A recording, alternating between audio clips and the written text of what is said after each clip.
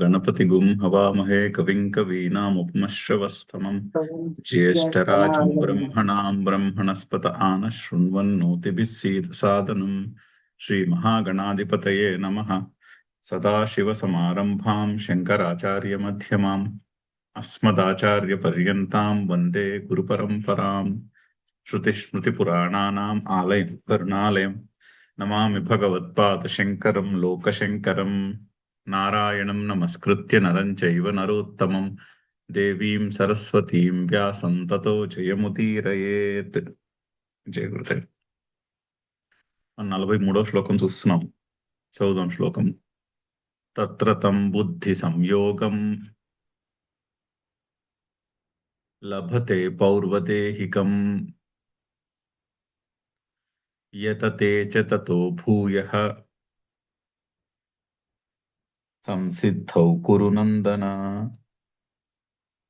So యోగ భ్రష్టుని యొక్క పరిస్థితి ఏమవుతుంది అన్నదానికి సమాధానం చెప్తూ శ్రీకృష్ణుడు 2 రకాల యోగ భ్రష్టుల గురించి చెప్పాడు. సెకండ్ క్లాస్ యోగ భ్రష్టుడేమో అంటే యోగ భ్రష్టుడు అంటే సాధనా మార్గంలో ఉండి కర్మయోగము ధ్యాన యోగము యొక్క అభ్యాసం చేస్తూ అంటే ఆ మనస్సులో సన్యాసం బాగా చాలా వరకు స్థిరపడి ఉంటుంది అటువంటి అని గురించి. కానీ ఇంకా ఏదో కొన్ని సంస్కారాలు పోలేదు, కొన్నిటి యొక్క వాసనలు ఇంకా పూర్తిగా నిర్మూలింపబడలేదు. సో ఈ జీవిత కాలంలో సాధన యొక్క ఫలము యోగము సిద్ధించలేదు, అంటే సమ్యక్ దర్శనం ఇంకా సిద్ధించలేదు. అటువంటి వాడు యోగ భ్రష్టుడు అంటున్నారు. అటువంటి వాడు సో సెకండ్ క్లాస్ యోగ భ్రష్టుడైతే పుణ్యలోకములను పొంది, ఎటువంటి పుణ్యలోకములు, బాగా కష్టమైనటువంటి కర్మలు చేసి సిద్ధించుకునే పుణ్యకర్మలు, అశ్వమేధ యోగము అశ్వమేధ యాగము మొదలగు పెద్ద పెద్ద కర్మలు చేసి సంపాదించుకునే పుణ్యలోకములను స్వర్గమునకు చేరుకుని అక్కడ కర్మ వలన పుట్టిన పుణ్యము, ఆ పుణ్యము వలన పొందినటువంటి స్వర్గాల్లో టైం పీరియడ్ ఉంటుంది. ఆ టైం పీరియడ్ కంటే ఒక టైం పీరియడ్ ఉంటుంది, అది అయిపోయిన వెంటనే తిరిగి వచ్చేసి మళ్ళీ భూలోకంలో పుట్టాలి. మళ్ళీ భూలోకంలో ఎటువంటి జన్మ కలుగుతుంది అన్నది కర్మశేషాన్ని బట్టి ఉంటుంది. పుణ్యం ఎక్కువగా ఉంటే మనిషి జన్మ ఎత్తుతారు, పుణ్యం తక్కువగా ఉంటే వేరే జీవుల యొక్క జన్మలు పొందుతారు ఆ విధంగా. కానీ యోగ భ్రష్టుడు అలా కాదు, శాశ్వతీ సమాహ, కల్పాంతం వరకు స్వర్గం నుండి ఉంది. మళ్ళీ కల్పం ఎప్పుడో మొదలైనప్పుడు భూలోకంలో పుట్టి ఎక్కడ పుడతారు? శుచీనాం శ్రీమతాం గేహే, బాగా ధనవంతుల ఇళ్లలో పుడతారు. అది కూడా ఎటువంటి ధనవంతులు? శుచి, అర్ధశౌచము ఉన్నటువంటి వారి ఇళ్లలో పుడతారు అని చెప్పారు.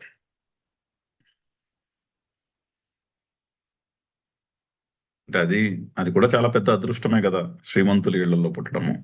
శ్రీమంతుల ఇళ్లలో పుట్టిన వాళ్ళల్లో కొంతమందికి ఈ లక్షణం ఉంటుంది, అది మనము వింటూనే ఉంటాం అటువంటి వారి మాటలు. తండ్రి చాలా పెద్ద బిజినెస్ మ్యాన్ అయి ఉంటాడు, అటువంటి ఇళ్లలో పుడతారు. కానీ వాళ్ళకి పుడుతూనే ఆధ్యాత్మికమైనటువంటి ఓరియంటేషన్ ఉంటుంది. ఆ బిజినెస్ అది అంటే అంత ఇంట్రెస్ట్ ఉండదు, ఆధ్యాత్మికంగా ఓరియంట్ అయి ఉంటారు. ఒకవేళ బిజినెస్ లో ఇంట్రెస్ట్ ఉన్నా కూడా చాలా స్పిరిచువల్ గా, ఆధ్యాత్మికంగా, కర్మఫలం మీద ఆసక్తి లేకుండా ఉంటారు. అటువంటి వాళ్ళ గురించి మనం వింటూనే ఉంటాం. అదేంటి అంత ధనవంతుల ఇళ్లలో పుట్టి అసలు దాని వేసి చూడటమే లేదు అన్నట్టు అనిపిస్తుంది. అటువంటి వాళ్ళ గురించి వింటూనే ఉంటాం. అలాగనమాట, అంటే వాళ్ళు యోగ భ్రష్టులు అనమాట. అంటే పూర్వజన్మలో బాగా సాధన చేసి ఆ సంస్కారంతో పుట్టారు. సో అలా పుడతారని చెప్తున్నారు. అలా కాకుండా ఫస్ట్ క్లాస్ యోగ భ్రష్టుడు అంటే ఇంకొంచెము, అంటే మనసులో త్యాగము బాగా బలిష్టంగా నెలదొక్కున్నది. సో అటువంటి వాళ్ళైతే డైరెక్ట్ గా యోగినామ ఇవ కులే భవతి, అంటే సంపదలు లేరు కానీ యోగులు ఆల్రెడీ సాధనా మార్గంలో ఉన్నటువంటి వాళ్ళ ఇళ్లలో పుడతారు. అంటే అక్కడ సంపదలు ఉండవు కానీ పుడుతూనే ఇటువంటి ఓరియంటేషన్ బాగా ఎక్కువ ఉన్నటువంటి అటువంటి సంస్కారం ఉన్నటువంటి వాళ్ళ ఇళ్లలో పుడతారు. అటువంటి జన్మ చాలా దుర్లభతరం. పుట్టి అక్కడేం చేస్తారు? అప్పుడు ఏమవుతుంది, ఇలా ఇలా జన్మ ఎత్తిన తర్వాత ఏమవుతుంది అంటే అక్కడ ఆ జన్మ ఎందు తత్ర తం బుద్ధి సంయోగం లభతే.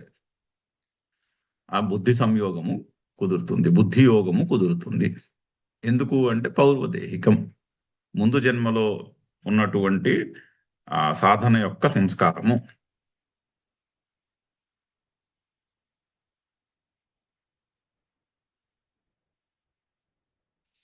ముందు జన్మలో ఉన్నటువంటి సాధన యొక్క సంస్కారం వలన ఆ అక్కడ ఆ జన్మలో బుద్ధి సంయోగము లభిస్తుంది అని చెప్పారు. అని చెప్పి అప్పుడు యతతేచ తతో భూయ సంసిద్ధౌ కురునందన్. ఆ సంస్కారం చేత ఆ యోగం యొక్క ఫలము సిద్ధించుటకు అంటే సమ్యక్ దర్శనము స్థిరపడుటకు, సమ్యక్ దర్శనము కలుగుటకు, అంటే అంతటా కూడా పరమాత్మయే ఉన్నది అనేటటువంటి అండర్స్టాండింగ్ బుద్ధిలో పూర్తిగా నిలబడడానికి దాని దాని కొరకు ప్రయత్నము చేస్తారు. కురునందన, ఆ, ఓ కురునందన అంటే అర్జునుడు, కురు వంశమునకు ఆనందమును తెచ్చివాడు అర్జునుడు. అతన్ని చూస్తే కౌరవులు కురు వంశం వారందరికీ ఆనందం కలుగుతుంది. అంటే అంటే అంత మంచి క్వాలిటీస్ ఉన్న మనిషి అందుకుని కురునందన అని ఆ, అని అర్జునుడిని సంబోధిస్తున్నాడు.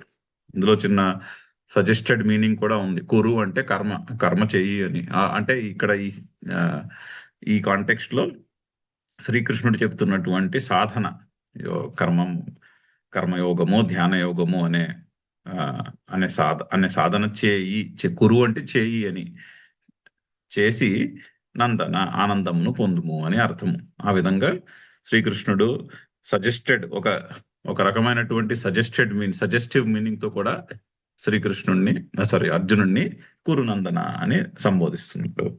సో అయితే ఈ యోగ మార్గములో శ్రీకృష్ణుడు ఇస్తున్న హామీ ఏంటంటే, ఒకసారి కర్మయోగము, ధ్యాన యోగము యొక్క సాధన, అభ్యాసం మొదలుపెట్టినప్పుడు అక్కడి నుంచి నశించుట అంటే అక్కడి నుంచి జారిపోవుట అనేది నష్టము.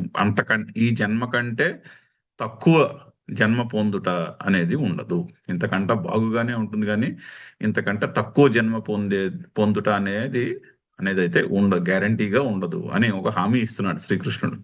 సో కర్మయోగము, ధ్యాన యోగము యొక్క అభ్యాసం చేయుట వల్ల నష్టం ఏమీ ఉండదు. ఏ విధంగా చూసుకున్నా కూడా నష్టం ఏమీ ఉండదు. ఈ జన్మలో సరే టెన్షన్లు తగ్గుతాయి.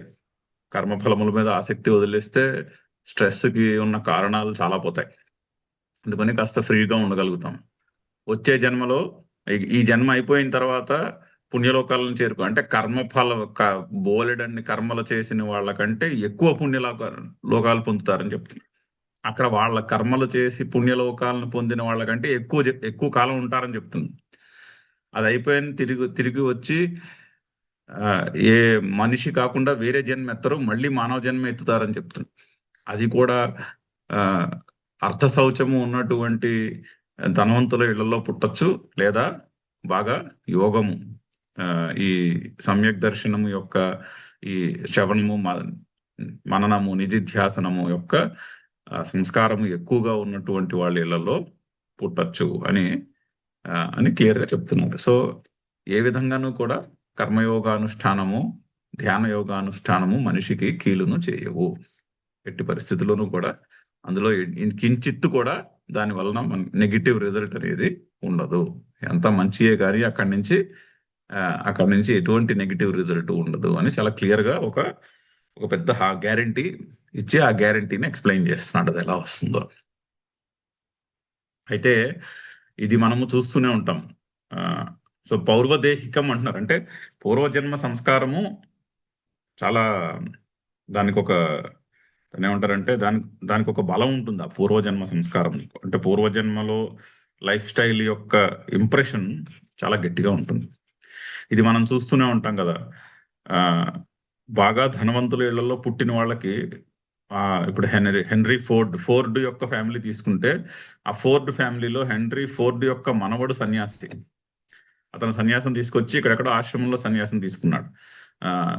అతని పేరేదో ఉంది, వేరే పేరేదో ఉంటుంది. అలాగా చూస్తూనే ఉంటాం. మన ఇండియన్ బిజినెస్ ఫ్యామిలీస్ లో కూడా ఇది కనిపిస్తుంది.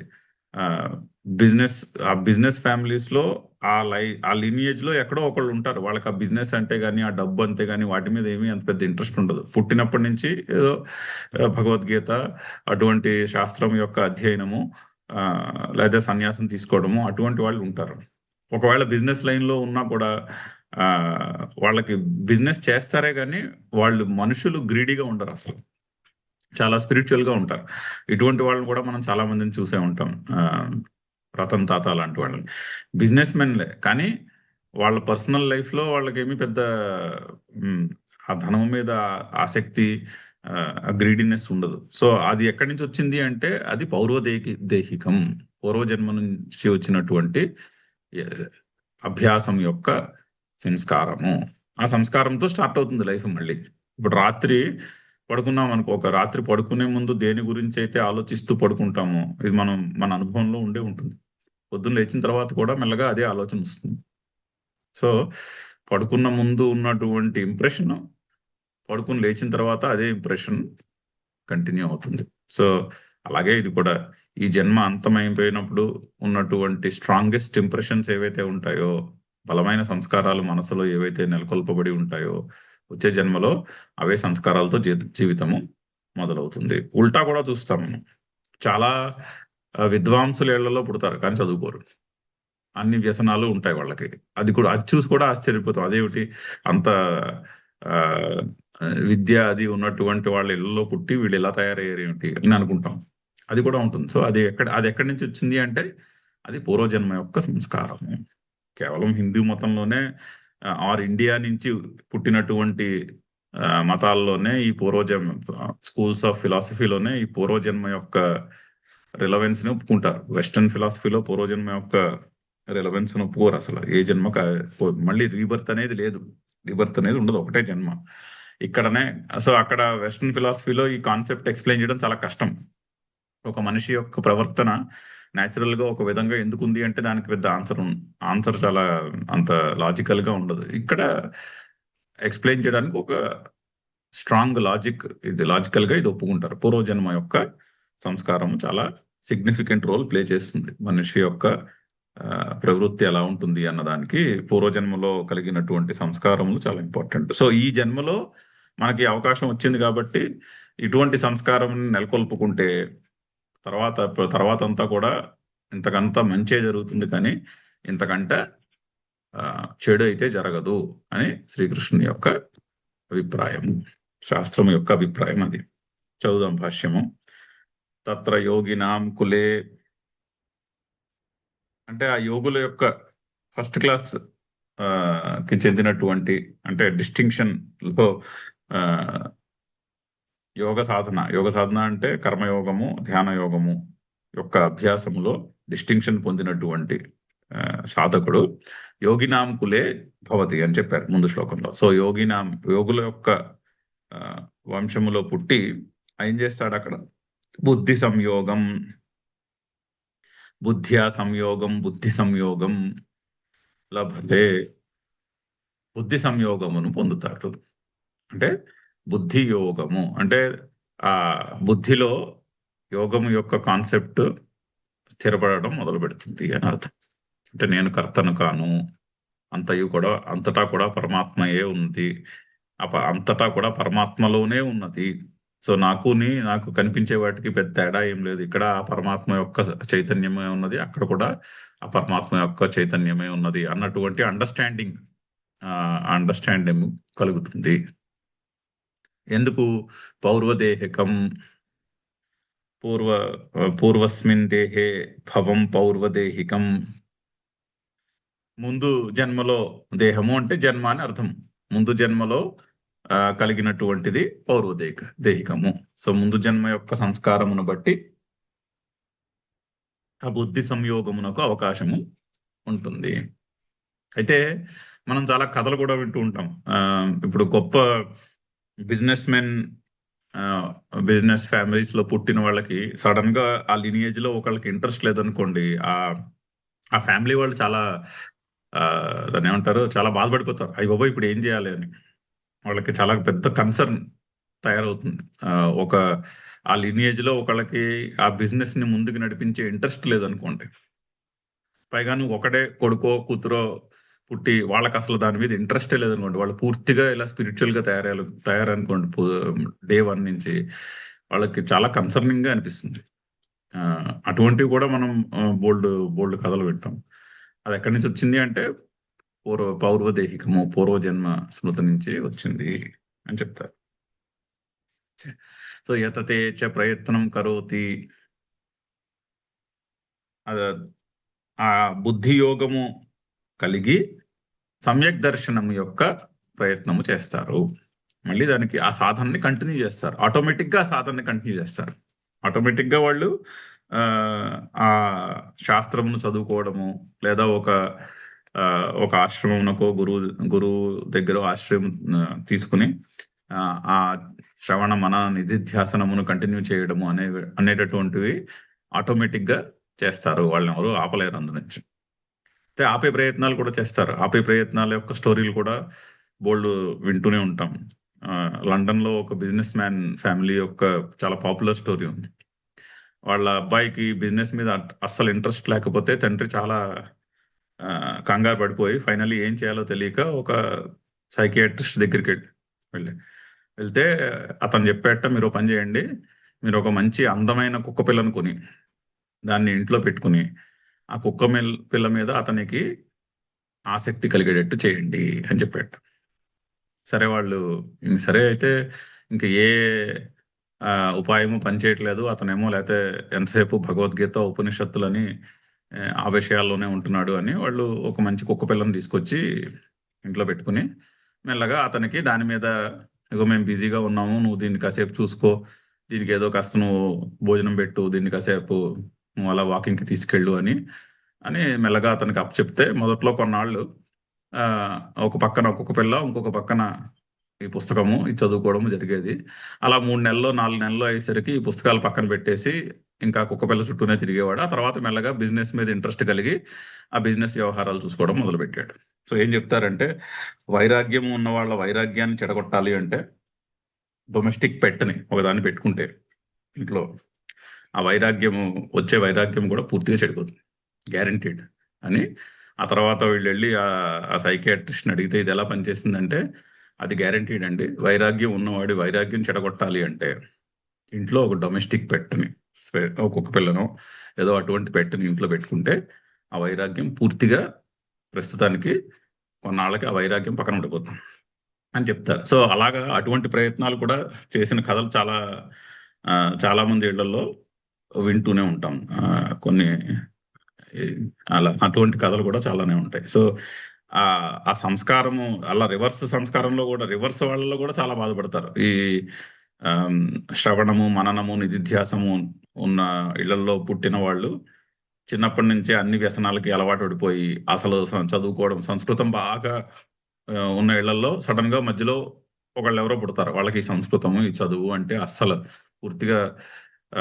పూర్తిగా విరక్తి ఉంటుంది, అసలు దాన్ని పట్టించుకోరు. పాపం వాళ్ళు కూడా చాలా బాధపడతారు, అయ్యో మధ్యలో వీళ్ళేంటి ఇలా తయారయ్యారని. కానీ దాన్ని దాన్ని ఎవరు ఏం చేయలేరు. మెల్లగా ఆ పూర్వజన్మ సంస్కారం యొక్క చాలా బలమైనది అని చెప్పబోతున్నాడు. ఇంకా ఒకవేళ కొన్నాళ్ళు ఎవరన్నా దారి తప్పించినా కూడా ఫైనల్లీ ఆ పూర్వజన్మ సంస్కారమే నెగ్గుతుంది అని అక్కడ చెప్పుటలో భావం. తతః తస్మాత్ పూర్వకృతాత్ సంస్కారాత్ భూయః బహుతరం సంసిద్ధి నిమిత్తం. సో దేని గురించి యత్నము చేస్తారు? సమ్యక్ దర్శనము గురించి యత్నము చేస్తారు. ఎందుకు చేస్తారు అంటే, పూర్వకృతాత్ సంస్కారాత్, పూర్వజన్మ సంస్కారము వలన భూయః బహుతరం, ఇంతకంటే ఇది వరకు కంటే ఎక్కువగానే సమ్యక్ దర్శనము యొక్క సమ్యక్ దర్శనమును సిద్ధించుకున్నటకు సాధన చేస్తారు. సో కర్మయోగము, ధ్యాన యోగము అనే ఆ సాధనను కొనసాగించి యోగము యొక్క ఫలమును సిద్ధించుకుంటారు అని అర్థం. హే కురునందన, ఈ విధముగా పూర్వజన్మ యొక్క సంస్కారము యోగ భ్రష్టుని మళ్ళీ యోగ మార్గమునందే ఉంచి ఎప్పటికైనాను కూడా ఆ యోగం యొక్క సంస్కారమే నెగ్గుతుంది అని చెప్పుట అర్థం. సో మూడో చాప్టర్లో ఇక్కడ అంతయు లాభమే కానీ నష్టం లేదని చెప్పారు. అదే మాటని ఇప్పుడు ఇంకొంచెం డీటెయిల్డ్ గా చెప్పి దాన్ని జస్టిఫై కూడా చేస్తున్నాను. చదువుదాము శ్లోకము. తత్ర తం బుద్ధి సంయోగం లభతే పౌర్వదేహికం యతతే చ తతో భూయః సంసిద్ధౌ కురు నందన పూర్వాభ్యాసేన తేనైవ హ్రియతే హ్యవశోऽపి సః జిజ్ఞాసురపి యోగస్య శబ్దబ్రహ్మాతి వర్తతే. అవతారిక. కథం పూర్వదేవ బుద్ధి సంయోగః ఇది తదుచ్యతే. అయితే పూర్వదేవము యొక్క సంయోగము ఏ విధముగా సంభవిస్తుంది అని అంటే పూర్వజన్మ యొక్క సంస్కారం ఏ విధముగా సిద్ధిస్తుంది అని చెప్తున్నారు. అంటే పూర్వజన్మ యొక్క బలమును, పూర్వజన్మలో కలిగిన సంస్కారం యొక్క బలమును గురించి డిస్క్రైబ్ చేస్తున్నారు. ఆ పూర్వజన్మ సంస్కారము చాలా బలవత్తరమైనది. ఆ పూర్వజన్మ సంస్కారము ఆ సంస్కారంకు విధముగానే మనిషిని నడిపించును అని చెప్పుటకు ఆ పూర్వజన్మ సంస్కారం యొక్క సిగ్నిఫికెన్స్ ని ఎక్స్ప్లెయిన్ చేస్తున్నారు. అది క్వశ్చన్. సో మరి పూర్వజన్మ యొక్క సంస్కారము యొక్క సిగ్నిఫికెన్స్ ఏంటి అని ప్రశ్న. అంటే పౌర్వదేహికం అంటున్నారు కదా ముందు శ్లోకంలో. పూర్వజన్మ సంస్కారం యొక్క సిగ్నిఫికెన్స్ ఏమిటి అన్న ప్రశ్నకు సమాధానముగా సిగ్నిఫికెన్స్ ని ఎక్స్ప్లెయిన్ చేస్తున్నారు ఈ శ్లోకంలో.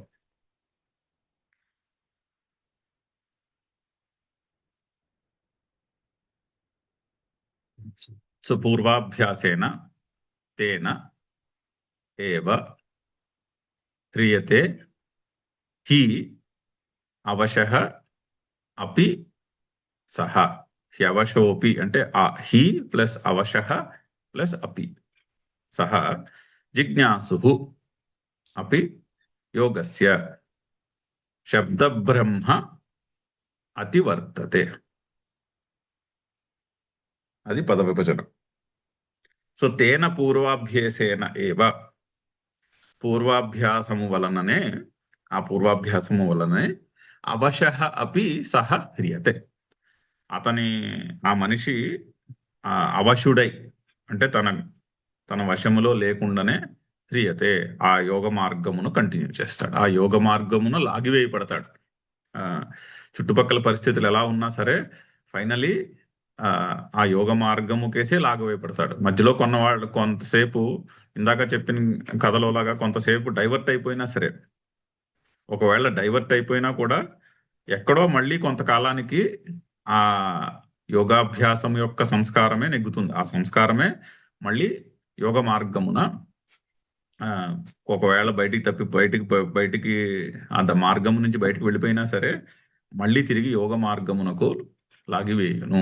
అవశః అపి తన వశములో లేకుండానే యోగ మార్గమునకు లాగివేయబడతాడు, ముందుకు లాక్కొని పోతుంది అని చెప్తున్నాడు. సో అందుకనే శ్రీకృష్ణుడు ముందులో చెప్పాడు, ఇక్కడ కొంచెము చేసినా కూడా దానివల్ల లాభమే కానీ నష్టం అంటూ ఏమీ లేదు అని చెప్తున్నాడు. ఎందుకంటే ఆ సంస్కారం ఒక్కసారి మనసులో స్థిరపడితే, ఒక్కసారి మనసులో మీకు మనకి కర్మఫలము మీద ఆసక్తి లేకుండా పనులు చేస్తే చాలా ఎంతో సైకలాజికల్ ఫ్రీడంతో ఎంతో ప్రొడక్టివ్గా చేసిన పనులు చాలా బాగా చేస్తాము అన్నటువంటి ఎక్స్పీరియన్స్ ఒక్కసారి కలిగిందంటే ఆ సంస్కారము వదిలిపెట్టరు, మీరే వదిలిపెట్టరు.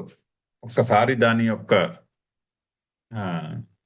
ఏమంటారు, దాని యొక్క కాన్సిక్వెన్స్ అంటే రిజల్ట్ మీద ఈ పనిలోంచి నాకేమొస్తుంది అన్న థాట్ని పక్కన పెట్టేసి ఇది మంచి పని, ఇది అందరికీ ఉపయోగపడే పని, అది ఆఫీస్లో పని అవ్వచ్చు, ఇంట్లో పని అవ్వచ్చు, సమాజంలో సేవా కార్యక్రమం అయినటువంటి పని అవ్వచ్చు, ఏదైనా సరే ఇది నలుగురికి ఉపయోగపడే పని, ఇందులో నాకేమొస్తుంది అన్నటువంటి సిగ్నిఫికెన్స్ చాలా తక్కువ, దాని గురించి నేను ఆలోచించక్కర్లేదు, అది పక్కన పెట్టి నేను చెయ్యొచ్చు అని ఒక్కసారి మీరు ఆ బుద్ధి నిశ్చయం కలగజేసుకుంటే, కొంత అభ్యాసం చేసి, దాని యొక్క ఫలితాన్ని చూసి, పరిశీలించి, దాన్ని ఆ ఐడియాని వదిలిపెట్టడం చాలా కష్టం.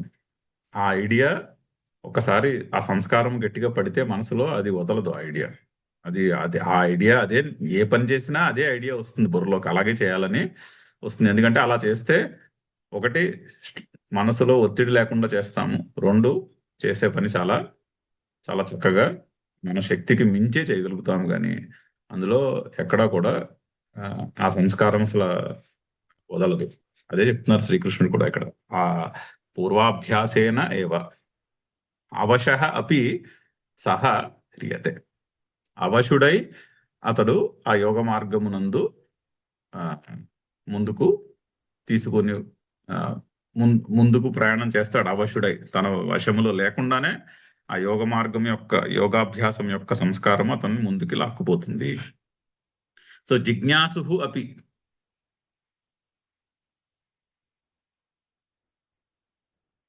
జిజ్ఞాసు అపి యోగస్య యోగస్య అక్కడికి ఆ టాపిక్ ఆపి ఇంకొక ఇంకొక టాపిక్ కి, నెక్స్ట్ పాయింట్ కి కదులుతోంది డిస్కషన్. ఈ లైన్ నెక్స్ట్ నెక్స్ట్ శ్లోకము కనెక్టెడ్. జిజ్ఞాసు అపి యోగస్య శబ్ద బ్రహ్మ అతివర్తతే. అయితే కర్మ మార్గంలో ఉన్న వాళ్ళకి కర్మకు డూస్ అండ్ డోంట్స్ ఉంటాయి, విధి నిషేధాలు ఉంటాయి. అది వేదములో చెప్పినటువంటి శబ్ద బ్రహ్మ అంటే వేదం. వేదములో చెప్పినటువంటి ఆ, విధి నిషేధాలు ఉంటాయి.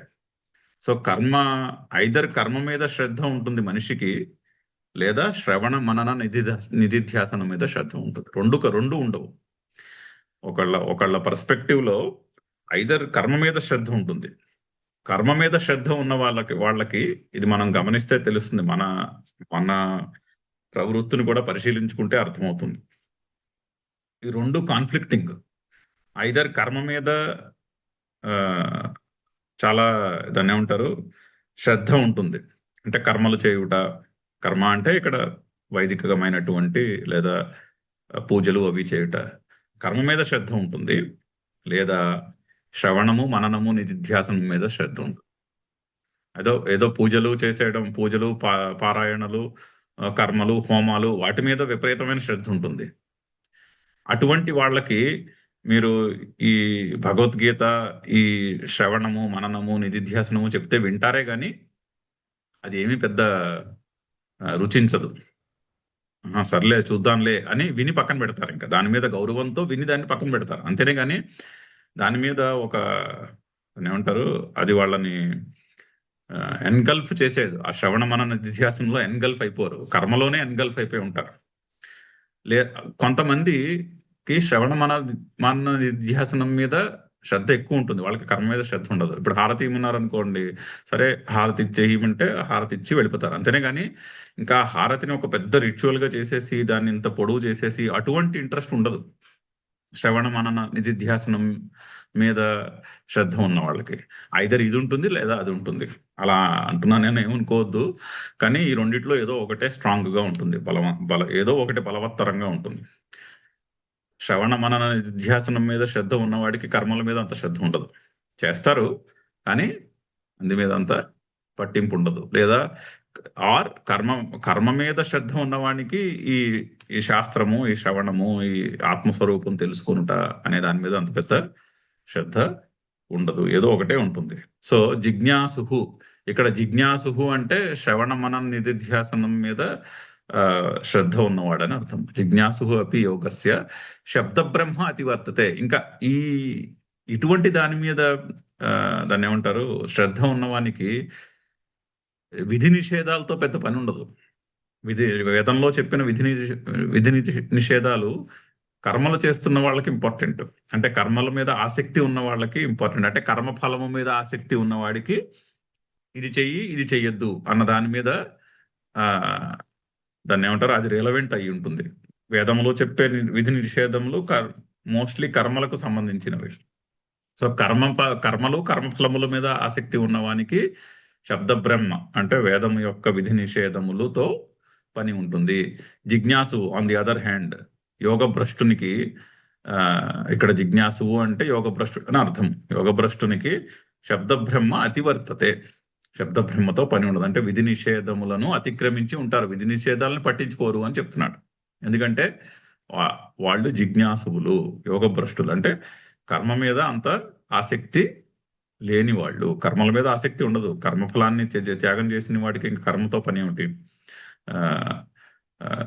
అంటే జ్యోతిష్ఠోమేన స్వర్గకామో యజేత అన్నారు. అంటే స్వర్గము మీద కామన ఉన్నవాడు స్వర్గమును పొందాలి అంటే జ్యోతిష్ఠోమ యోగం చేయాలి, జ్యోతిష్ఠోమ యాగము చేయాలి. ఇప్పుడు స్వర్గం మీద మనకి ప్రీతే లేదనుకోండి, అసలు స్వర్గం అంటే మనకి పెద్ద కాన్సెప్టే లేదు. ఓకే సర్లే, ఇప్పుడు దాని గురించి మనం ప్రయత్నించేది ఏముంది అనే దృష్టిలో ఉన్నారనుకోండి, అప్పుడు జ్యోతిష్ఠోమ యాగంతో పనే లేదుగా. అసలు జ్యోతిష్ఠోమ యాగం దగ్గరికే వెళ్ళరు. స్వర్గము మీద ప్రీతి ఉంటే జ్యోతిష్ఠోమ యాగము ఎలా చేయాలో అది తెలుసుకుని చేద్దాము అనే అనే అనే అనే ఐడియా పుడుతుంది. అంతే కదా. ఇప్పుడు మనము సాధారణంగా జీవితంలో ఏదైనా కష్టాలు వచ్చినప్పుడు ఎవరి దగ్గరకో పెద్దవాళ్ళ దగ్గరికి వెళ్ళి ఏం చేయాలంటే వాళ్ళు మీరు ఏదో పలానా పారాయణ చేయండి లేదా పలానా జపం చేయండి అని చెప్తారు. ఎందుకు ఎందుకు ఆ కష్టము గట్టెక్కడానికి, అంతే కదా. సో ఆ కష్టము ఉన్నవానికి ఆ పర్టికులర్ పారాయణ, ఆ పర్టికులర్ జపము, ఆ పర్టికులర్ హోమము రిలవెంట్. ఇప్పుడు మనకు ఆ కష్టం మీద పెద్ద అది కష్టమని మనం గుర్తించనే లేదనుకోండి, ఆ హోమము ఆ పారాయణ ఆ జపంతో సంబంధం ఏమి ఉండదు కదా. అదే విధముగా కర్మఫలము మీద ఆసక్తి ఉన్నవానికి శబ్దబ్రహ్మ అంటే వేదము చెప్పినటువంటి విధి నిషేధములతో సంబంధం ఉంటుంది. కర్మఫలం మీద ఆసక్తి లేని జిజ్ఞాసువునకు వేదములో చెప్పే విధి నిషేధములతో కూడా సంబంధం ఏమీ ఉండదు అని వేరేగా చెప్పాలా అని ఇక్కడ చెప్తున్నారు. చెప్పి నెక్స్ట్ శ్లోకంలో ఆ పాయింట్ యొక్క డిస్కషన్ కంటిన్యూ అవుతుంది. ఈ శ్లోకం యొక్క భాష్యం చదువుదాము. యః పూర్వజన్మని కృతః అభ్యాసః సహ పూర్వాభ్యాసః. సో పూర్వాభ్యాసేన అన్నారుగా, పూర్వాభ్యాసం అంటే ఏంటో డిఫైన్ చేస్తున్నారు.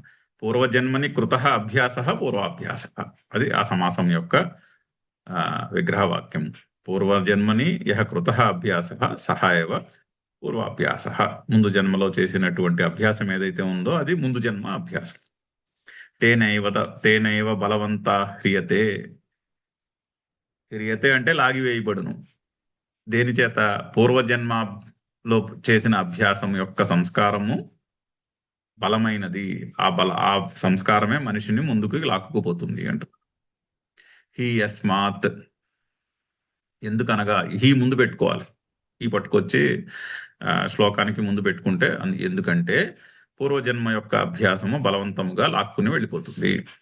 అవశః అపి, మనిషి అవశుడై పూర్వజన్మ యొక్క సంస్కారం ఏ విధంగా ఉన్నదో దానికి అనుగుణంగా ప్రవర్తిస్తాడు. ఇక్కడ ఎవరి గురించి డిస్కషను? యోగ భ్రష్టుని గురించి డిస్కషన్. సో సహ యోగ భ్రష్ట. సో ఆ యోగ భ్రష్టుడు, ఎందుకంటే దాన్ని అన్వయం హీ యోగభ్రష్ట అవశః అపి పూర్వజన్మాభ్యాసేన తేనైవ హ్రియతే. అది దాని యొక్క అన్వయం. ఎందుకంటే యోగభ్రష్టుడు పూర్వజన్మలో చేసినటువంటి అభ్యాసం యొక్క సంస్కారం చేత బలవంతముగా లాక్కుని పోతాడు, లాగివేయబడతాడు అని సెంటెన్స్ యొక్క అర్థం. దాన్నే శంకర్లు ఎక్స్ప్లెయిన్ చేస్తున్నారు కొంచెము. నకృతం చేత్ యోగాభ్యాసాత్ బలవత్తరం అధర్మాది లక్షణం కర్మ తదా యోగాభ్యాస జనితేన సంస్కారేణ హ్రియతే. సో యోగాభ్యాసం యొక్క సంస్కారం ఉన్నది. యోగాభ్యాసాత్ బలవత్తరం అధర్మాది లక్షణం కర్మ నా క్రియతే చేత్ నా కృతం చేత్.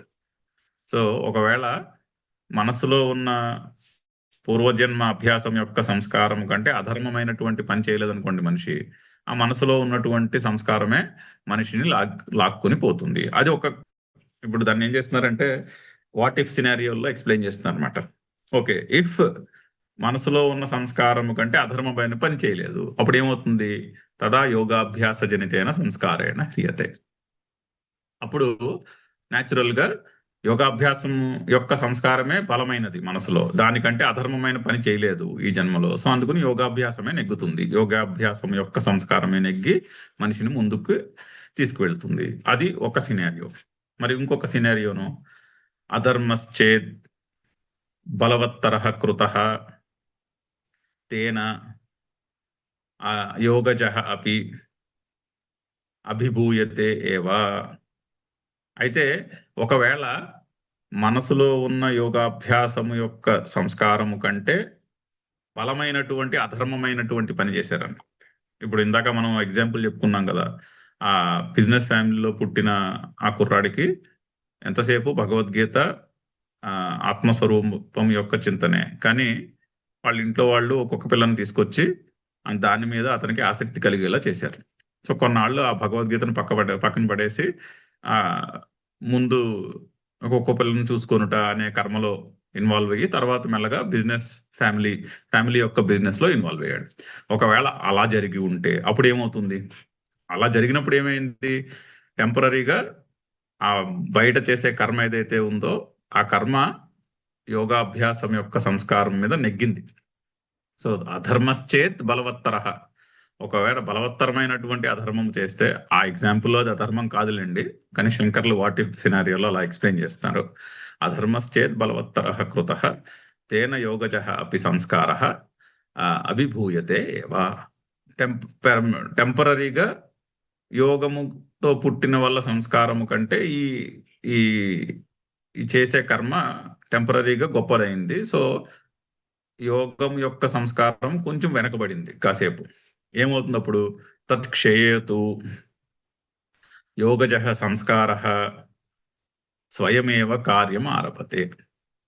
సో టెంపరీగా ఒక పర్టికులర్ కర్మ మీద ఆసక్తి కలిగినది. సో కర్మ ఫలము యొక్క ఆసక్తి ఎప్పుడు కూడా టెంపరీనే కదా, అది పెర్మనెంట్ కాదు. సో ఆ కర్మఫలం మీద ఆసక్తి కొన్నాళ్ళు ఉంటుంది. ఆ కొన్నాళ్ళు ఆ కర్మఫలం మీద ఆసక్తి ఉంటుంది. అది పోయిన వెంటనే యోగము యొక్క సంస్కారము, మనసులో ఉన్న యోగము యొక్క సంస్కారము ఆటోమేటిక్ గా తను చేయాల్సిన పని చేస్తుంది అంటున్నారు. తత్ క్షయేతు యోగజః సంస్కారః స్వయమేవ కార్యం ఆరభతే. ఇది మనం విశ్వామిత్రుడు స్టోరీలో చూస్తాం. విశ్వామిత్రుడు తన అంటే వశిష్ఠుడిని చూసి ఇన్స్పైర్ అయ్యి, నేను కూడా వశిష్ఠుని వలె బ్రహ్మర్షిని కావాలి అని తన యొక్క సంపదనంతా పక్కన పెట్టేసి తపస్సు చేయడం మొదలు పెడతాడు. అంతే కదా. అంటే ఏంటి? మనసులో ఎక్కడో ఆ సంస్కారం ఉన్నది. ఆ బ్రహ్మర్షి యొక్క సంస్కారం ఎక్కడో ఉంది అభ్యాసంలో, పూర్వజన్మ అభ్యాసంలో. సో అది పైకి వచ్చింది. అది పైకి వచ్చి తపస్సు చేయడం మొదలు పెడతాడు. కానీ మధ్యలో మేనకు వస్తుంది డిస్టర్బ్ చేయడానికి. అంటే మేనకు వచ్చిందంటే ఏంటి అంటే, సినిమాటిక్ గా దాన్ని ఆ సీన్ ని ఊహించుకోవడం కంటే కొన్నాళ్ళు టెంపరీగా మళ్ళీ సాంసారిక కర్మల్లో ఇంట్రెస్ట్ కలిగినది అని అర్థం. ఏమైనది? కొన్నాళ్ళు ఆ సంసారమైన కర్మలు అతన్ని ఆ అభ్యాసం నుండి బయటికి లాగేసాయి, కానీ పర్మనెంట్ గా అలా ఉంచగలిగేగా లేదు. ఎందుకంటే బుద్ధిలో ఆ యోగాభ్యాసం యొక్క సంస్కారం గట్టిగా ఉంది. కొన్నాళ్ళు గడిచిన తర్వాత అతనికి మళ్ళీ అనిపిస్తుంది, అయ్యో నేనేంటి ఇలా చేస్తున్నాను, ఇది కాదు కదా నేను చేయాలనుకున్నది అని. ఆ సంసార మార్గం నుంచి తప్పుకుని మళ్ళీ అభ్యాసం చేస్తాడు. మళ్ళీ అభ్యాసానికి వెళ్ళిపోతాడు. మళ్ళీ అభ్యాసానికి కొన్నాళ్ళు అయిపోయాక మళ్ళీ అలా జరుగుతుంది. మళ్ళీ ఆ అభ్యాస మార్గం నుంచి బయటికి లాగివేయబడతాడు. అధర్మశ్చేత్ బలవత్తరః కృత. అలా జరిగినప్పుడు ఏమైంది? తత్ క్షయేతు, మళ్ళీ ఆ సంసారం యొక్క కర్మ యొక్క ఇంప్రెషన్, ఆ సంసారం యొక్క కర్మలో ఉండేటటువంటి ఆసక్తి కొన్నాళ్లకు మళ్ళీ సన్నగిల్లుతుంది. తత్ క్షయేతు యోగజః సంస్కారః స్వయమేవ కార్యం ఆరభతే. మళ్ళీ తపస్సు చేయడానికి వెళ్ళిపోతాడు. సో విశ్వామిత్రుడు స్టోరీలో చెప్తున్నటువంటి ప్రిన్సిపల్ అది. ఆ ప్రిన్సిపలే ఇక్కడ శ్రీకృష్ణుడు చెప్తున్నాడు. ఓకే. సో మళ్ళీ స్వయమేవ కార్యం ఆరభతే, బుద్ధిలో ఉన్న సంస్కారం మళ్ళీ తను చేయవలసిన పని తాను చేస్తుంది. నా దీర్ఘకాలస్యాపి వినాశః తస్య అస్తి ఇత్యర్థః. చాలా చక్కని పాయింట్. దీర్ఘకాలము పాటు బుద్ధిలో ఉన్న యోగము యొక్క సంస్కారము కప్పివేయబడినప్పటికీ కూడా తస్య వినాశః నా అస్తి, దాని వినాశనం అయితే జరగదు. విశ్వామిత్రుడు స్టోరీ బెస్ట్ ఎగ్జాంపుల్. ఈ పాయింట్కి. ఎన్నిసార్లు ఆ యోగ మార్గం నుంచి బయటకు వచ్చేసిన సంసారం మీద ఉండే ఆసక్తి, అంటే బయట వస్తువుల మీద మనుషుల మీద ఉన్నటువంటి ఆసక్తి ఆ తపస్సు నుంచి మనిషిని బయటికి లాగేసింది. మధ్యలో ఎంత కాలము బయటికి లాగినా కూడా ఫైనల్లీ బుద్ధిలో ఉండే యోగం యొక్క సంస్కారమే నెగ్గుతుంది. ఆ బుద్ధిలో ఉన్న యోగం యొక్క సంస్కారానికి వినాశనం అయితే ఉండదు చెప్తున్నారు. దీర్ఘకాలస్యాపి వినాశ తస్య నా అస్తి. నా తీసుకొచ్చి అస్థి పక్కన పెట్టుకోవాలి. నా అస్తి ఇది ఇత్యర్థ. చాలా చక్కని పాయింట్. ఒక్కసారి అంటే అందుకనే శ్రీకృష్ణుడు ముందే చెప్పాడు, ఈ మార్గంలో మంచే కానీ చెడు అనేది జరగదు అని చెప్తున్నాడు. అంటే ఒక్కసారి కర్మయోగము ధ్యాన యోగము యొక్క సంస్కారం మనసులో పడితే అది పోదు. ఇంకా అది మెల్లగా ఫలాన్ని పుంజుకుంటూనే ఉంటుంది, కానీ అది క్షీణించుట అనేది ఉండదు. ఒకవేళ ఏ కారణం చేతైనా టెంపరీగా కప్పివేయబడిన ఫైనలీ అదే నెగ్గుతుంది. ఆ కప్పివేయబడిన యొక్క విషయం ఏదైతే ఏ విషయం చేత కప్పివేయబడినదో ఆ విషయము యొక్క ఆసక్తి క్షీణిస్తుంది ఒక టైంకి. అది క్షీణించిన వెంటనే, అది కొద్దిగా క్షీణించడం మొదలెట్టిన వెంటనే ఈ మనసులో ఉన్నటువంటి సంస్కారము నెగ్గుతుంది. దాని యొక్క క్షయం అయితే ఉండదు. ఎటువంటి సంస్కారము? ఈ యోగ మార్గంలో ఉండే సంస్కారానికి క్షీణించుట అనేది ఉండదు అని మనం కాంటెక్స్ట్ ని బట్టి అలా అర్థం చేసుకోవాలి. దీర్ఘకాలస్యాపి వినాశ తస్య నా అస్తి ఇత్యర్థ. జిజ్ఞాసు అపి యోగస్య స్వరూపం జ్ఞాతుం ఇచ్చన్ యోగమార్గే ప్రవృత్తః సన్యాసి యోగభ్రష్టః సామర్థ్యాత్. సామర్థ్యాత్ అంటే కాంటెక్స్చువల్ అని అర్థం.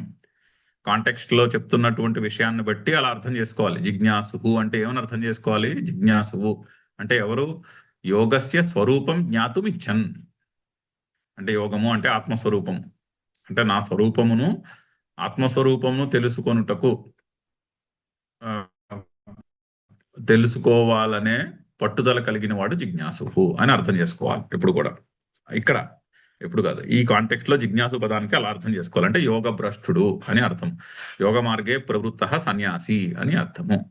యోగ మార్గం నందు ప్రవృత్తి కలిగి మానసికమైనటువంటి సన్యాసం కలిగి యోగ భ్రష్టుడై అంటే పూర్వజన్మలో ఈ సాధన చేసి దాని యొక్క ఫలమును ఇంకా పొందని వాడు అని అర్థం చేసుకోవాలి. ఎందుకు అలా అర్థం చేసుకోవాలండి జిజ్ఞాస శబ్దానికి అంటే? సామర్థ్యాత్ అంటున్నారు కాంటెక్స్చువల్లీ. ఆ పదాన్ని మనం అలా అర్థం చేసుకోవాలి. ఇక్కడ కాంటెక్స్ట్ అది కాబట్టి. సహ అపి శబ్ద బ్రహ్మ వేదోక్త కర్మానుష్ఠాన ఫలం అతివర్తతే అపాకరిష్యతి. అంటే ఆ యోగ భ్రష్టునికి జిజ్ఞాసునకు వేదోక్త కర్మానుష్ఠాన ఫలం అతివర్తతే. వేదోక్తములైనటువంటి కర్మలు, ఆ కర్మల యొక్క ఫలములతో సంబంధము ఉండదు. ఆల్రెడీ శ్రీకృష్ణుడు చెప్పాడు, నిస్త్రైగుణ్యో భవార్జున అని. త్రైగుణ్య విషయా వేదాహ అని చెప్పారు. అంటే వేదముల యొక్క విషయములు త్రిగుణాత్మకమైనవి. అంటే త్రిగుణాత్మకమైన జగత్తుకి సంబంధించినటువంటి విషయములు. అంటే వేదాల్లో చెప్పిన కర్మలు, ఆ కర్మల యొక్క ఫలములు కూడా త్రిగుణాత్మకమైన ఈ జగత్తుకి సంబంధించినటువంటి వాక్యములు. త్రైగుణ్య విషయా వేదాహ నిస్త్రైగుణ్యో భవ అర్జున. నీవు మాత్రము త్రిగుణములకు అతీతముగా ఉండుము అని చెప్తున్నాడు. అంటే సత్వరజస్తమో గుణాల్లో కొంతమంది తమో గుణము ఎక్కువ ఉన్న వాళ్ళై ఉంటారు, కొంతమంది రజోగుణము ఎక్కువ ఉన్న వాళ్ళు ఉంటారు, కొంతమంది సత్వగుణం ఎక్కువ ఉన్న వాళ్ళు ఉంటారు. నువ్వు మాత్రము మూడిటికి అతీతముగా ఉండే అభ్యాసము చేయము అని చెప్పాడు. తమో గుణము అంటే అజ్ఞానము, పూర్తి అజ్ఞానముతో ఉండుట. ఎంతసేపు కొంత డల్గా జడముగా ఉంటారు, అది తమో గుణము. రజోగుణము అంటే కొంచెం యాక్టివిటీ ఎక్కువ ఉంటుంది, ఆ పని చేయాలి ఈ పని చేయాలని అటు ఇటు పరిగెడుతూ ఉంటారు. బాహ్యమైనటువంటి హడావిడి ఎక్కువ ఉంటుంది రజోగుణం ఎక్కువ ఉంటే. సత్వగుణం ఎక్కువ ఉంటే శాస్త్రం మీద అభిరుచి ఎక్కువ ఉంటుంది. అది చదవాలి ఇది చదవాలి, ఇది చదివేశాక అది చదువుతాను, అది చదివాక ఇది చదువుతానని ఏదో ఒకటి చదివే హడావిడిలో ఉంటారు. అలా ఉంటుంది ప్రవృత్తి. కానీ అర్జునుడికి ఏం చెప్తున్నాడు శ్రీకృష్ణుడు? 3 గుణములకి కూడా అతీతుడవై ఉండుము అంటే వేదోక్తములైనటువంటి కర్మలకు అతీతముగా ఉండుము అంటే కామ్య కర్మలకు అతీతముగా ఉండుము అని చెప్తున్నాడు ఇండైరెక్ట్ గా. సో అందుకని జిజ్ఞాసు అయిన వానికి కామ్యకర్మలతో సంబంధం ఉండదు అని చెప్పడంలో అని చెప్పుట అభిప్రాయం ఆ వాక్యానికి. జిజ్ఞాసురపి యోగస్య శబ్ద బ్రహ్మ అతివర్తతే వేదోక్త కర్మానుష్ఠాన ఫలం అతివర్తతే అపాకరిష్యతి, అది వాళ్ళకి వర్తించదు. కిముత బుద్ధ్యా యః యోగం, సో ఎవడైతే యోగమును తెలుసుకున్నాడో, యహ యోగం బుద్ధ్వా, బుద్ధ్యా కాదు అది బుద్ధ్వా, ఓకే, యహ యోగం బుద్ధ్వా, యోగమును గురించి తెలుసుకున్న వానికి తన్నిష్ట అభ్యాసం కుర్యాత్, ఆ నిష్టలో ఉన్నవాడు అభ్యాసము చేస్తాడు. కిముత అని మళ్ళీ చెప్పాలా అంటే యోగ మార్గములో ఉన్నవాడు కర్మలను పట్టించుకోడు పెద్దగా, వేదోక్త కర్మలను పెద్దగా పట్టించుకోవడని వేరే చెప్పాలా అంటున్నారు. యోగ మార్గంలో ఉన్నవాడికి మరి కర్మఫలమును వదిలేసి కదా చేయమంటున్నారు, డ్యూటీ బౌండ్ గా ఉండమంటున్నారు. ఆ కర్మఫలాన్ని వదిలేసి తను ఉన్న దాన్ని ఏమంటారు, లైఫ్ స్టేజ్ని బట్టి, తను ఉన్న సిచ్యువేషన్ బట్టి తను ఏ పని చేయాలో ఆ పని చేసుకుంటూ పోతాడు. అంతేనే కానీ వేదం అలా చెప్పింది, ఇలా చెప్పింది, ఆ కర్మ చేయాలి, ఈ కర్మ చేయాలి, ఈ ఫలం పొందాలి, ఆ ఫలం పొందాలి, ఆ లోకానికి వెళ్ళాలి, ఈ లోకానికి వెళ్ళాలి అంటూ అటువంటి ఆసక్తి ఏమి ఉండదు అని కిముత అంటే మళ్ళీ వేరేగా ఏమైనా చెప్పాలా? జిజ్ఞాసు యొక్క ప్రవర్తన ఇలా ఉంటుంది. ఆ జిజ్ఞాసు యొక్క ప్రవర్తన అలా ఉంటుంది. ఎందుకు అలా ఉంటుంది అంటే అది పూర్వజన్మ సంస్కారమును బట్టి వస్తుంది. ఎందుకు పూర్వజన్మ సంస్కారం బట్టి వచ్చిందంటే పూర్వజన్మలో అభ్యాసం చేయటం మొదలు పెట్టారు. ఒక్కసారి అభ్యాసం అంటూ మొదలు పెడితే ఆ మార్గంలో అది కాంపౌండ్ ఇంట్రెస్ట్ లాగా ఆ అభ్యాసం యొక్క బలము పెరుగుతూనే ఉంటుంది, కానీ అది క్షీణించుట అనేది ఉండదు. ఎప్పుడైనా టెంపరీగా కప్పిపడిపోయి ఉండొచ్చు, అంతేనే కానీ అది క్షీణించుట అనేది అయితే ఉండదు. అంటే కాంపౌండ్ ఇంట్రెస్ట్ మనం బ్యాంకులో కాంపౌండ్ ఇంట్రెస్ట్కి వేసి రికరింగ్ దాన్ని ఏమంటారు, ఎప్పటికప్పుడు ఇంట్రెస్ట్ని బయటికి తీసేసుకోవడం కాకుండా కొన్నాళ్ళు అక్కడ ఉంచేసినా కూడా కాంపౌండ్ అవుతూనే ఉంటుందిగా. ఇప్పుడు కాంపౌండ్ ఇంట్రెస్ట్ మీద ఫిక్స్డ్ డిపాజిట్లో వేసి మధ్యలో దాన్ని ఫిక్స్డ్ డిపాజిట్ బ్రేక్ చేయకుండా అలాగే వదిలేస్తే ఏమవుతుంది, కాంపౌండ్ ఇంట్రెస్ట్ అలా అక్యూములేట్ అవుతుంది. ఇది కూడా అంతే, కొన్నాళ్ళు కప్పబడిపోయి ఉండొచ్చు కానీ దానికి క్షీణించుట అనేది అయితే ఉండదు. అది దాన్ని అలా బలాన్ని పుంజుకునే ఉంటుంది. ఫైనల్లీ ఆ సంస్కారమే నెగ్గుతుంది అని అక్కడ చెప్పుట యొక్క తాత్పర్యం. 14వ శ్లోకము. పూర్వాభ్యాసేన తేనైవ హ్రియతే హ్యవశోऽపి సః జిజ్ఞాసురపి యోగస్య శబ్ద బ్రహ్మాతి వర్తతే. ఓం పూర్ణమదః పూర్ణమిదం పూర్ణాత్ పూర్ణముదచ్యతే పూర్ణస్య పూర్ణమాదాయ పూర్ణమేవావశిష్యతే. ఓం శాంతి శాంతి శాంతి. హరి ఓం.